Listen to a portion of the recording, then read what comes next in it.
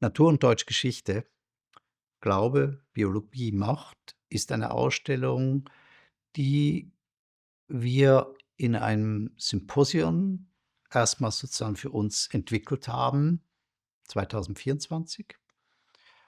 und wo wir versuchen, diesen schillernden Begriff der Natur zu nutzen als eine spannende Linse, sich 800 Jahre deutsche Geschichte ganz neu zu erschließen. Mir war es eigentlich von Anfang an wichtig, dass wir diese Ausstellung nicht vor dem Horizont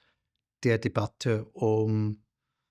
Klimakatastrophe oder Naturschutz führen. Im Gegenteil, ich glaube, diese Verengung des Begriffs der Natur auf diese heutige Perspektive,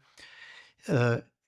die ist vielleicht die, mit der jede Besucherin, jeder Besucher hierher kommt, die selber schon mitbringt. Und unsere Aufgabe ist ja eher, da eine Herausforderung zu schaffen, dass man plötzlich neue Perspektiven eines Begriffs, einer Geschichte versteht und kennenlernt. Der Begriff der Natur hat, oftmals mit Glauben zu tun, er hat mit Politik zu tun, er hat mit Machtverhältnissen zu tun. In der Ausstellung sieht man, dass über die Jahrhunderte hinweg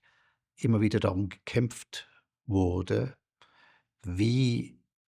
die Natur zu sein hat,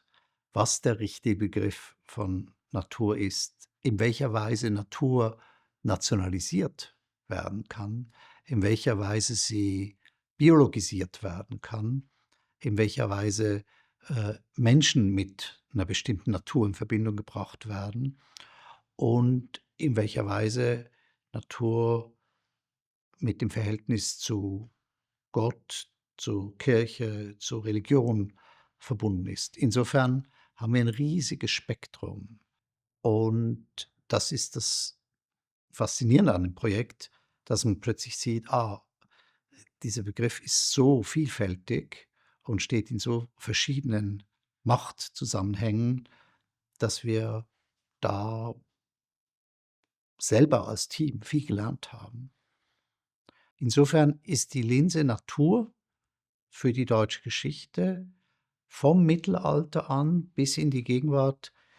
etwas, wo man die Geschichte wie neu erzählen kann, und das finde ich spannend.